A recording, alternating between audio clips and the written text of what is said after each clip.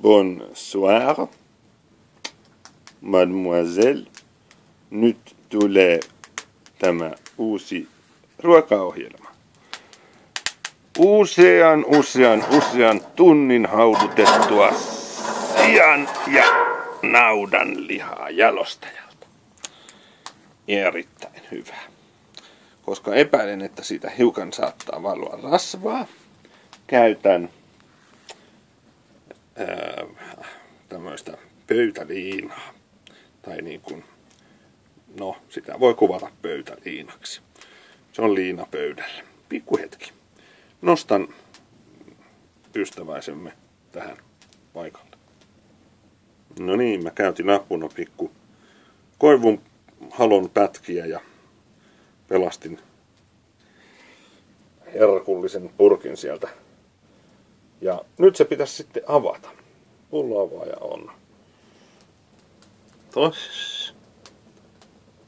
Ja siinä näyttää olevan aika paljon tuhkaakin. No niin. Me ollaan nyt tässä tärkeän asian äärellä. Tässä on usean tunnin ajan haudutettua jalostajan sikanautaa, joka on puhkastu myös pohjasta, jotta siellä oleva rasva valahtaa ulos. Katsotaanpas, mitä noin 8 tunnin aikana on tapahtunut. No, aukeapas nyt siitä. Näyttää suorastaan. Näyttää vähän hampurilaiselta. Näin erämiehenä voisin sanoa. Katsotaan toi makutesti sitten seuraavaksi. No niin, tässä ollaan tosiaan siis jännien asioiden äärellä ja nyt olisi tarkoitus sitten maistaa ihanaa muhinutta lihapalaa, joka mä ajattelin, että ainoa siihen kelpaava syömäväline on oikea puukko. Katsotaan mitä tapahtuu. Ihanasti lohkeaa siitä palanen. Nostetaan se kärjen avulla tästä näytille. Tommonen ihana lihanpala.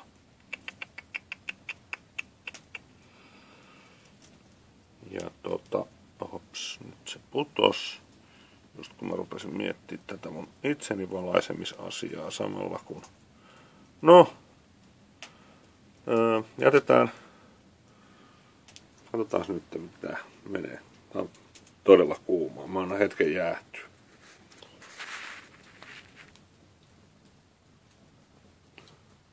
Katsotaan sitten, näkyykö ton tulenloimussa mun naamastani yhtään mitään, kun mä tätä maistan vai mitä tapahtuu.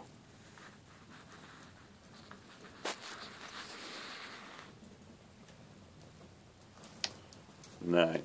Nyt mulla on, jos toivottavasti näkyy, niin tää ihana muhinut. Se on järkyttävän kylmä, kun mä otin mun kauan. Ja maistuu ihan aidolta sikanaudalta, joka on varmaan 3-4 kertaa terveellisempää. Koska tuon purkin paino oikeasti putosi 4 siitä, mitä se oli.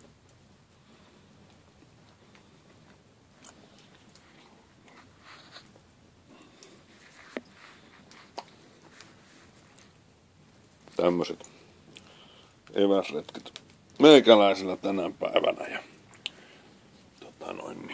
taidan ottaa uuden palan. Se oli ihan jees. Nyt mä ehkä odotan ihan niin kauan.